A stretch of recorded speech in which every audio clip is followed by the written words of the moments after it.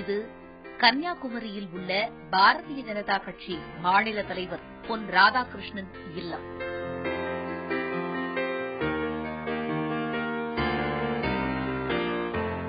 கன்னியாகுமரி மாவட்டம் நாகர்கோயில இருக்கிற SLB south ரோட்ல நம்ம இருக்கோம்.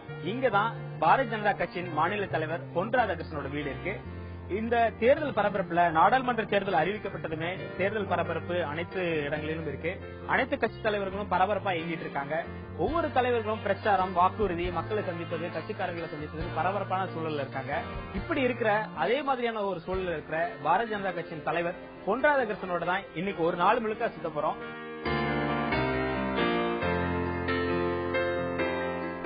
அவரது வீடு அந்த காலை வேளையிலும் பரபரப்புக்கு பஞ்சமில்லாமல் இருந்தது.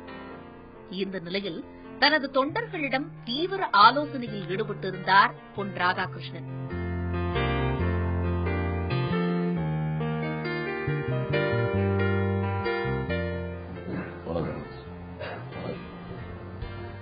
எமது செய்தியாளருக்கு வரவேற்பு கொடுத்த பொன் ராதாகிருஷ்ணன் சிறிது நேரம் நம்மிடம் பேசிக் கொண்டிருந்து விட்டு தொடர்ந்து தனது தொண்டர்களை சந்திக்க ஆரம்பித்தார்.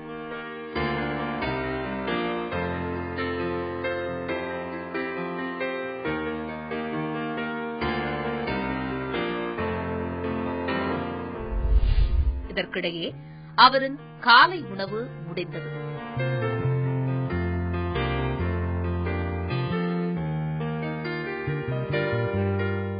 காலை 8 மணி. பாரதிய ஜனதா கட்சியைச் சேர்ந்தவர்கள் அவர் வீட்டுக்கு படையெடுக்க தனது கட்சி தொண்டர்களிடம் அன்றைய நாள் தான் மேற்கொள்ளும் பிரச்சார பயணம் குறித்து விரிவாக கேட்டிருந்தார். காலை 8:45 மணி. இதோ பாரதிய ஜனதா கட்சி மாநில தலைவர் பொன் ராதாகிருஷ்ணன் வாக்கு கேட்க வெளியில் கிளம்பிவிட்டார்.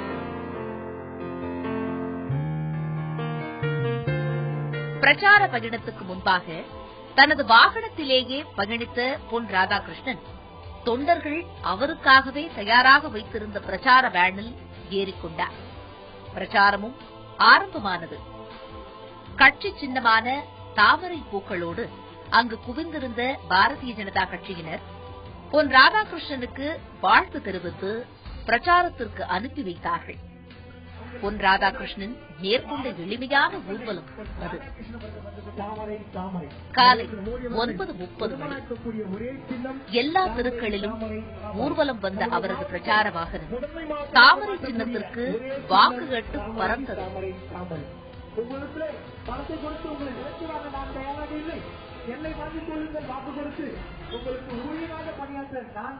எளிமையான ஊர்வலம் என்றாலும் அவருக்காகவே ஆங்காங்கு குவிந்திருந்தார்கள் பாரதிய ஜனதா கட்சியினர். தொண்டர்களின் அன்பு பொன்னாடைகளாக வந்து சேர அதை மனமகிழ்வோடு பெற்றுக்கொண்டு வாக்கு சேகரித்தார். எனது அருமை பெரியவர்களே, நடைபெறுகின்ற தேர்தலிலே பாரதிய ஜனதா கட்சி, தேமுதிக, மதிமுக, பாட்டாளி மக்கள் கட்சி, IJK, கொங்குநாடு மக்கள் தேசிய கட்சி, கன்னியாகுமரி பாராளுமன்ற தொகுதியிலும் பாரதிய ஜனதா கட்சி வெற்றி பெற்றாக வேண்டும் என்கின்ற முறையிலே இந்த அத்தனை பேரை நாங்கள் அணுகிக் கொண்டிருக்கின்றோம். கல்லுத்தொட்டி, கொல்லன் விளாகம், உண்ணாமலை கடை ஆகிய கிராமங்களில் பிரச்சாரத்தில் ஈடுபட்ட பொன் ராதாகிருஷ்ணனை தொண்டர்கள் பட்டாசு வெடித்தும் வரவேற்றார்கள்.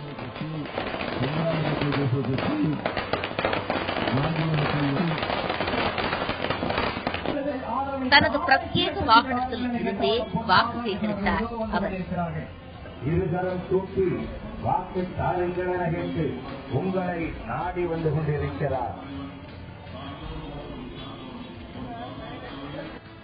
தெருமுனை பிரச்சாரங்களிலும் ஈடுபட்ட பொன் ராதாகிருஷ்ணனிடம் கன்னியாகுமரி பாராளுமன்ற தொகுதியை கைப்பற்ற வேண்டும் என்ற வேகம் தென்பட்டது. செல்லும் இடங்களிலெல்லாம் அவரது வருகைக்காகவே பாஜகவினர் காத்திருந்து அவருக்கு மரியாதை செலுத்தினார்கள்.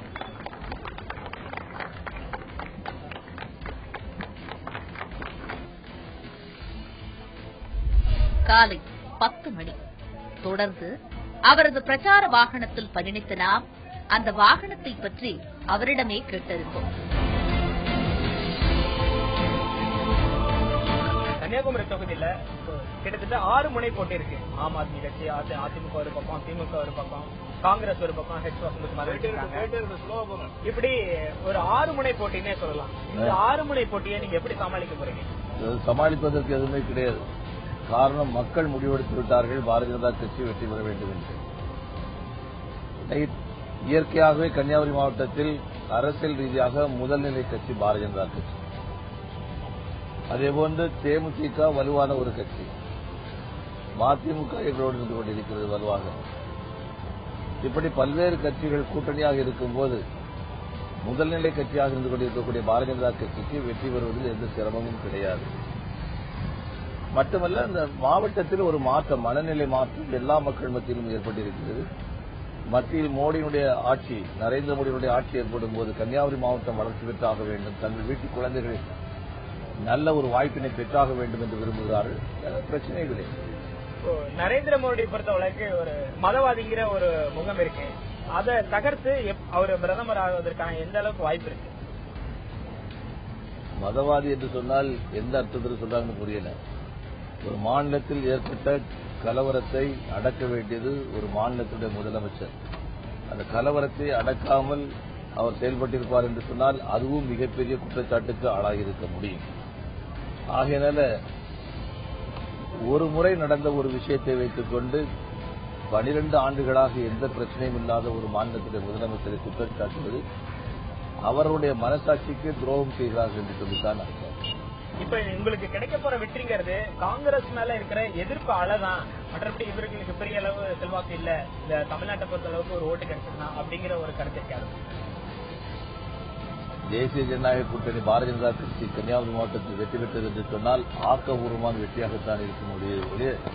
எதிர்மறையான ஒரு வெற்றியாக நிச்சயமாக இருக்காது. ஆக்கபூர்வமாக வருங்காலம் நன்றாக இருக்க வேண்டும் என்று சொல்லக்கூடிய சிந்தனையோடு வாக்களித்ததாகத்தான் இருக்க முடியும். பாரதிய ஜனதா கட்சியை பொறுத்தளவுல கட்சி பொறுப்புல 33% பெண்களுக்குன்னு நீங்க கொடுத்திருக்கீங்க. ஆனா இந்த தடவை மக்களவை தொகுதிக்கான வேட்பாளர்கள் பட்டியலில் பெண்களுடைய இடம் எதுவுமே அறிவிக்கப்படல. குறிப்பா தமிழிசை சவுந்தரராஜன், வானதி சீனிவாசன் இவங்க பெயர்லாம் அடிபட்டுச்சு. ஆனா அவங்க பெயர்லாம் இல்ல வேட்பாளர். காரணம் இன்னும் நிறைய பெண்கள் விட்டீங்க. லலிதா குமாரம் போன்ற பெண்களும் இருக்காங்க. ஏராளமான தமிழரசு யோகம் போன்ற பெண்கள் நிறைய பேர் இருக்கிறாங்க. பெண்களுக்கு கொடுக்கக்கூடாது என்பதல்ல நம்முடைய நிலை.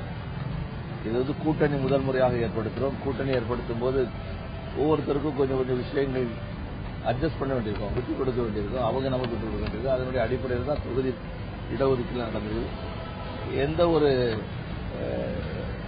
சிந்தனையின் அடிப்படையிலும் ஒரு ரிசர்வேஷனுடைய அடிப்படையில் நாம் கொடுக்காம இருக்கல. இந்த கேள்வியை எழுப்பக்கூடியவங்க இந்த கூட்டணியை குலைக்க நினைக்கக்கூடியவர்கள், பிஜேபியுடைய வெற்றியை அழிக்க நினைக்கக்கூடிய கேள்விகள். வாகனத்தை பற்றி மட்டுமல்ல, அரசியல் நிலைப்பாடு குறித்தும் அவர் பதிலளித்தார். குளித்தலை பாலம் அருகே வந்த பொன் ராதாகிருஷ்ணனின் பிரச்சார வாகனம் தொடர்ந்து வாக்கு சேகரிப்பில் ஈடுபட்டது. தனக்கு வாக்களிக்கும்படி கேட்டுக்கொண்ட பொன் ராதாகிருஷ்ணன், நரேந்திர மோடி பிரதமராக வந்தால்தான் இந்த நாட்டில் பிரச்சனைகள் தீரும் என்றார்.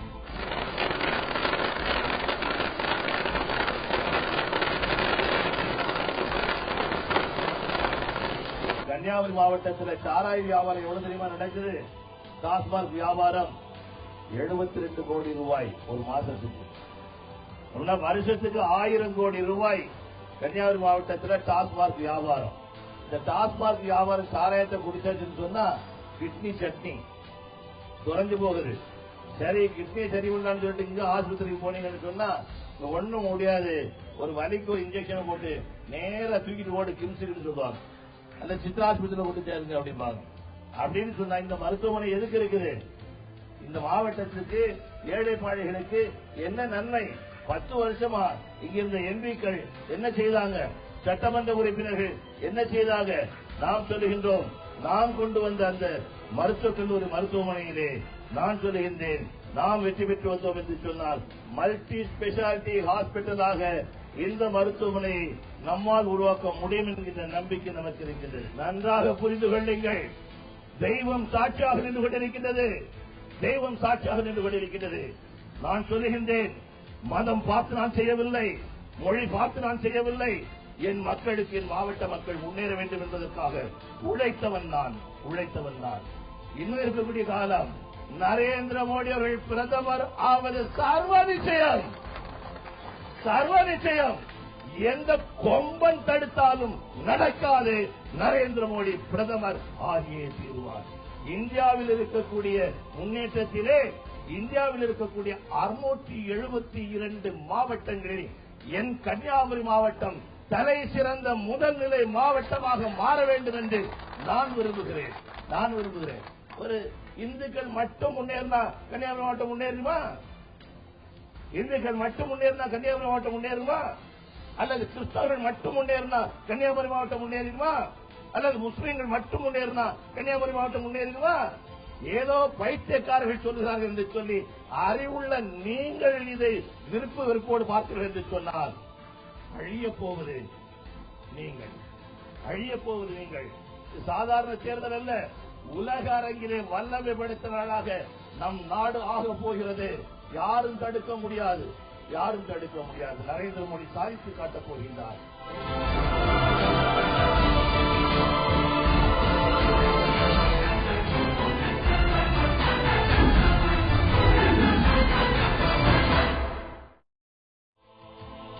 மணி பரபரப்பாக இருந்த மார்த்தாண்டம் நகரத்தை அடைந்தார் பொன் ராதாகிருஷ்ணன். அங்கு குழுமியிருந்த கூட்டத்தில் தனது நீண்ட உரையை நிகழ்த்தத் தொடங்கினார். இந்த கூட்டம் முடிவுற்ற நிலையில் பொன் ராதாகிருஷ்ணனின் வாகனம் பல ஊர்களுக்கும் விரைந்தது. பகல் 1 மணிக்கு தனது பிரச்சார பயணத்தின் இடையே பாரதிய ஜனதா கட்சியினர் ஏற்பாடு செய்திருந்த விருந்தில் கலந்து கொண்ட பொன் ராதாகிருஷ்ணன் நமது செய்தியாளரையும் அவரோடு உணவுக்கு அழைத்திருந்தார். அவருக்கு மட்டுமல்ல, எல்லோருக்குமே விருந்து அன்றைய மதிய பொழுது.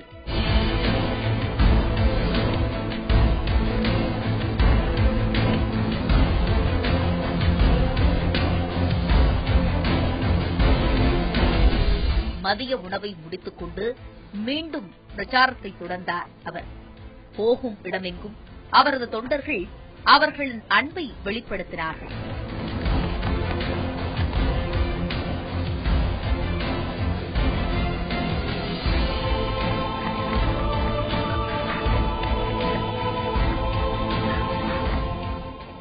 தாமரை ஓட்டு போடுங்க.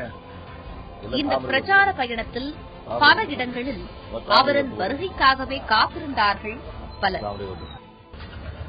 தாமரை ஓட்டு போடுங்க. ஒரு இடத்தையும் விட்டு வைக்கவில்லை பொன் ராதாகிருஷ்ணன். எல்லோரிடமும் வாக்கு சேகரித்தார். அங்கு நடைபெற்ற கூட்டங்களில் பேசிய பொன் ராதாகிருஷ்ணன் அந்த பகுதியில் தான் செய்து வந்த நலத்திட்டங்கள் குறித்தும் எடுத்துரைத்தார். ஜாதிகளுக்கு அப்பாற்பட்டு, மதங்களுக்கு அப்பாற்பட்டு, மொழி வேறுபாடுகளுக்கு அப்பாற்பட்டு, அரசின் பாகுபாடுகளுக்கு அப்பாற்பட்டு மோடி அவர்களை பிரதமராக்க வேண்டும் என்று நாட்டு மக்கள் முடிவெடுத்திருக்கிறார்கள். இன்னைக்கு இருக்கக்கூடிய மத்திய அரசாங்கம், மன்மோகன் சிங் அரசு ஒரு கோழை அரசாங்கமாக இருந்து கொண்டிருக்கின்றது. எல்லா துறைகளிலும் தோற்று போன ஒரு அரசாங்கமாக இருந்து கொண்டிருக்கின்றது. இந்த அரசாங்கத்திலே நிகழ்ந்திருக்கக்கூடிய ஊழல்களை கணக்கெடுத்தால்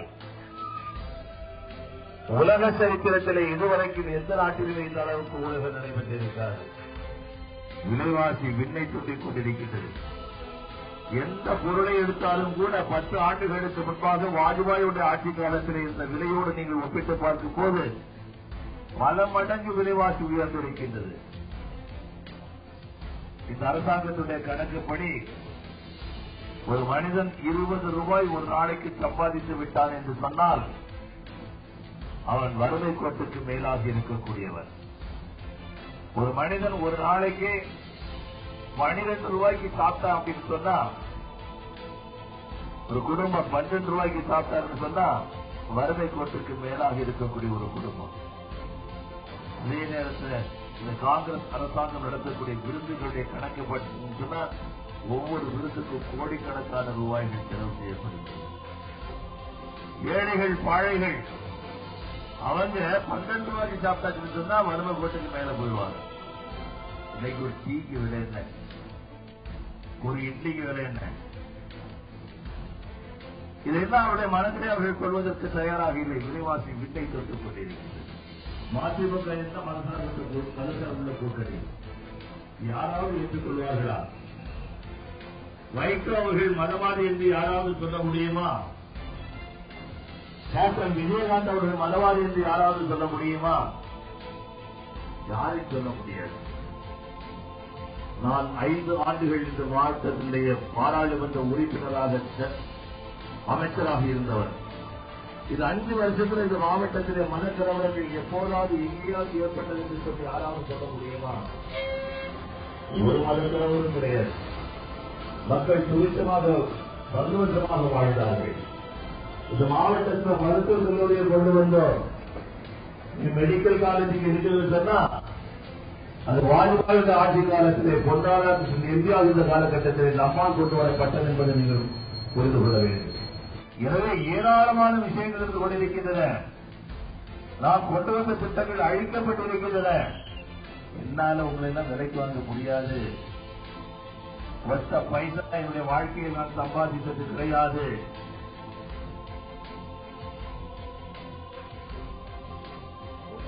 கன்னியாகுமரி மேற்கு மலைத்தொடர்ச்சி மலையருகே அமைந்துள்ள அழகிய மாவட்டங்களில் இந்த பிரச்சார பயணம் தொடர்ந்தபடி இருக்க மாலையில் வந்து சேர்ந்தது. மாலை 5 மணி. விழுந்தயம்பலம் பகுதியில் பொன் ராதாகிருஷ்ணன் பிரச்சாரத்தில் ஈடுபட்டபோது காங்கிரஸ் கட்சியை கடுமையாக சாடினார். நேரம் ஆக ஆக அவரது பிரச்சார வேகம் சூடுபிடிக்க ஆரம்பித்தது.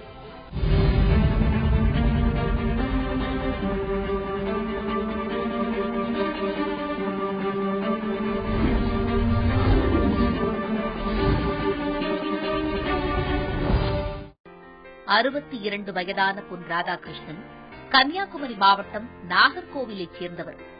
சட்டப்படிப்பை முடித்த இவர் 90களில் இந்து முன்னணி அமைப்பில் தீவிரமாக செயல்பட்டு வந்தார். இந்த நிலையில் பாரதிய ஜனதா கட்சியில் தன்னை இணைத்துக் கொண்டு தற்போது மாநில தலைவர் என்ற அளவிற்கு வளர்ந்திருக்கிறார். 1999ஆம் ஆண்டு நடந்த நாடாளுமன்ற தேர்தலில் கன்னியாகுமரி தொகுதியில் போட்டியிட்டு வெற்றி பெற்ற பொன் ராதாகிருஷ்ணன் மத்திய அமைச்சராகவும் இருந்திருக்கிறார். போக்குவரத்து துறை, விளையாட்டுத்துறை, ஊரக வளர்ச்சித்துறை உள்ளிட்ட முக்கிய துறைகளின் அமைச்சராக பதவி வகித்த அவர் தற்போது இழந்த செல்வாக்கை மீண்டும் நிரூபிக்க தமிழகத்தில் இடைவிடாமல் பிரச்சாரம் மேற்கொண்டு வருகிறார். மாலை 6:30 மணி. தெருவுக்கடை பகுதியில் பிரச்சாரத்தில் ஈடுபட்ட பொன் ராதாகிருஷ்ணன் தன்னை தோற்கடித்தாலும் சொந்த ஊரான கன்னியாகுமரியில்தான் போட்டியிடுவேன் என்று பேசத் தொடங்கினார். எனது அருமை பெரியோர்களே, இதே கன்னியாகுமரி மாவட்டத்திலே பாராளுமன்ற உறுப்பினராகவும் மத்திய அமைச்சராகவும் 5 ஆண்டுகள் பணிபுரிந்தவன் நான். இங்கே நான் வேலை செய்தவன். கொடுக்கிற பாலம் 15 கோடி ரூபாய் நம்ம அடிக்கல் நாட்டினோம். 2004 பெண்ணார்மின் ஜெயித்தாரு. ஜெயித்த உடனே அறிக்கை கொடுத்தாரு. என்ன தெரியுமா அறிக்கை? இந்த பாலம் எங்களுக்கு வேண்டாம், 15 கோடி ரூபாய் எங்களுக்கு வேண்டாம். மத்திய அரசாங்கத்துடைய பணத்தை நான் இங்க கொண்டு தந்திருக்கேன் உங்களுக்காக, இது வேண்டாம்னு சொல்றதுக்கு பெண்ணார்மின் யாரு? நீங்க எம்பியா இருக்கலாம். நான் கொண்டு வந்த பணம் இந்த மாவட்ட மக்களுக்காக கொண்டு வந்த பணம். இதை வேண்டாம்னு சொல்றதுக்கு பெண்ணார்மின் யாரு? 3 நாள் உண்ணாவிரதம். குளித்தல பாலத்தில் 3 நாள் நான் உண்ணாவிரதம் இருந்தேன். இந்த பாலத்தை கட்டாமல் விடமாட்டேன் என்று சொல்லி உண்ணாவிரதம் இருந்தேன். டெல்லியில் இருக்கக்கூடிய அந்த துறையினுடைய சீஃப் இன்ஜினியர் அவர் என்கிட்ட பேசினாரு, உறுதிமொழி தந்தாரு. கலெக்டர் பேச சொன்னேன், உறுதிமொழி கொடுத்தாரு. அந்த உறுதிமொழியை பெற்ற பின்பாகத்தான் உண்ணாவிரதத்தை நிப்பாட்டினேன். இன்னைக்கு குளித்தல பாலம் முன்னாடி நிற்குது. அருமை பெரியவர்களே, நான் எம்பியா இருந்த நேரத்தில் கொண்டு வந்த பாலத்தை வேண்டான்னு சொன்ன பிறகு நான் எம்பியா இல்லாத நேரத்தில் உண்ணாவிரதம் இருந்துதான் அது தக்க வைக்க வேண்டிய நிலைமை இருந்தது. யாராவது நீங்க கேட்டீங்களா? இந்த பொன் ராதாகிருஷ்ணன் கொண்டு வந்தது ஏன்டா நீங்க வேண்டான்னு சொல்றீங்கன்னு யாராவது நீங்க கேட்டீங்களா? யாராவது நீங்க கேட்டீங்களா? அனைத்து மக்களும் அதை கடந்து செல்ல வேண்டும் என்பதற்காக கொண்டு வந்ததுதான் அந்த திட்டம். அதற்கு என்று நான் செய்யவில்லை. அனைத்து மக்களையும் நீங்க ஓட்டு போட்டாலும் போடாட்டாலும் உங்க குடும்பத்தை காக்க வேண்டியது என்னுடைய கடமை. இந்த மாவட்டத்தை காக்க வேண்டியது என்னுடைய கடமை என்கின்ற முறையிலே நான் செய்தேன். இன்னைக்கு நம்ம பார்த்து சொல்றாங்க, நீ மதவாதி, பிஜேபிக்கார மதவாதி, பொன் ராதாகிருஷ்ணன் மதவாதி, தோற்கடிக்கப்படணும். சரியா 2 பேரும் எம்பியா கொண்டு வந்தீங்களே, என்னையா பண்ணாங்க? உங்க குடும்பத்துக்கு என்ன பண்ணாங்கய்யா? இந்த மாவட்டத்துக்கு என்ன பண்ணாங்க? ஒண்ணுமே செய்யல. என்கிட்ட காசு கிடையாது. அவங்க காசு தந்து நீங்க விலைக்கு போனீங்கன்னு சொன்னா அது உங்களுடைய விருப்பம். ஆனால் உங்கள் குடும்பம் மிகப்பெரிய அளவிலே பாதிக்கப்படும், வளர்ச்சி இல்லாமல் போகும். உங்களுடைய குழந்தையுடைய வாழ்க்கை இல்லாமல் போகக்கூடிய விஷயத்தை நீங்கள் செய்யாதீர்கள். மாறாக வேறு ஒன்றை சொல்கின்றேன். அவங்க உங்களை விலைக்கு வாங்க பாக்குறாங்க, மற்ற கட்சிக்காரங்க உங்களை விலைக்கு வாங்க போறாங்க. நான் என்ன சொல்றேன், அதுக்கு பதிலா நீங்க என்ன விலைக்கு வாங்குங்க, என்ன நீங்க விலைக்கு வாங்கிடுங்க. அப்படின்னா என்ன விலைன்னு கேட்பீங்க. பொன் ராதாகிருஷ்ணனுடைய விலை என்ன சொல்லு அப்படின்னு. ஒத்த பைசா நீங்க தர வேண்டாம், ஒத்தை பைசா தர வேண்டாம். ஒரு காசு கூட என்னுடைய உடம்பில் உயிர் இருக்கும் வரைக்கும் அடுத்தவருடைய ஒரு பணத்தை லஞ்சமாகவோ வேறு எந்த வகையிலும் பெறவே மாட்டேன் என்கின்ற உறுதிப்பாட்டோடு நின்று கொண்டிருக்கக்கூடியவன் நான். ஒத்த பைசா நீங்க எனக்கு தர வேண்டாம். பின்ன எப்படிடா உன்னை விலைக்கு வாங்கலான்னு கேட்பீங்க. ஒரே வழி, ஓட்டை தாமரைக்கு போடுங்கள். ஆட்டோமேட்டிக்கா நான் ஜெயிச்சேன்னு சொன்னா உங்கள் வீட்டு வேலைக்காரனை போல 5 ஆண்டுகள் உங்கள் குடும்பத்தினுடைய முன்னேற்றத்திற்காக, மாவட்டத்தினுடைய முன்னேற்றத்திற்காக, உங்களுடைய குழந்தைகளுடைய முன்னேற்றத்திற்காக உழைப்பேன் என்கின்ற உறுதியை உங்களுக்கு தருகின்றேன். நான் உங்களை நம்பி இருந்து கொண்டிருக்கக்கூடியவர், இந்த மாவட்டத்தை நம்பி இருந்து கொண்டிருக்கக்கூடியவர், இந்த மாவட்ட மக்களுக்கு நல்லது செய்ய வேண்டும் என்று உழைத்துக் கொண்டிருக்கக்கூடியவர். எனது அருமை பெரியவர்களே, என் காங்கிரஸ் சகோதரர்களே, என் திராவிட முன்னேற்ற கழகத்துடைய சகோதரர்களே, என் அண்ணா திராவிட முன்னேற்ற கழகத்துடைய சகோதரர்களே, என் அருமை பெரியவர்களே, தயவு செய்து உங்களுடைய பாதங்களை எல்லாம் தொட்டு வணங்கி கேட்டுக் கொள்கின்றேன். இந்த மாவட்டத்துடைய முன்னேற்றத்திற்காக தயவு செய்து இந்த முறை எல்லா விஷயங்களையும் மறந்துவிட்டு தாமரைக்கு வாக்குகளை நம்பி தாருங்கள். உங்களுக்காக, உங்கள் குழந்தைக்காக, உங்களுடைய குடும்பத்துடைய முன்னேற்றத்திற்காக உழைப்பேன்.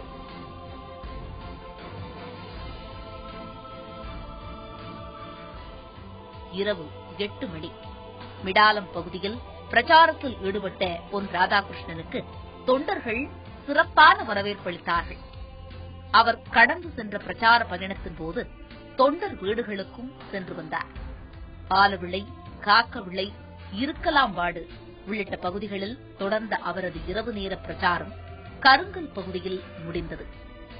காலை முதல் பல்வேறு ஊர்களுக்கு சென்று தனக்கு வாக்கு சேகரித்த தமிழக பாரதிய ஜனதா கட்சியின் மாநில தலைவர் பொன் ராதாகிருஷ்ணன் இரவு 11 மணிக்கு வீடு திரும்பினார்.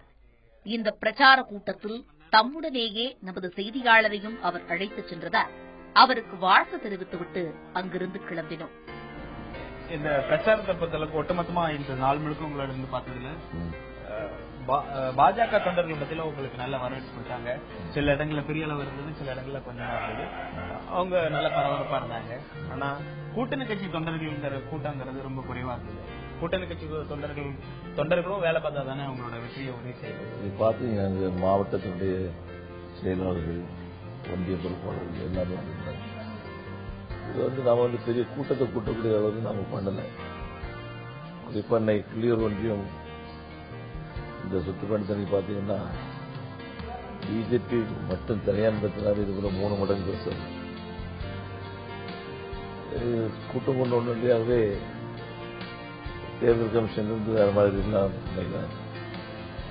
நான் அவாய்ட் பண்றது சிம்பிளா சாதாரண. இப்போ பாஜக கூட்டணி தமிழகத்துல எத்தனை இடங்கள்ல வச்சிருக்கிறோம்? பெரும்பான்மையான இடங்களை நாங்கள் கேட்கிறோம்.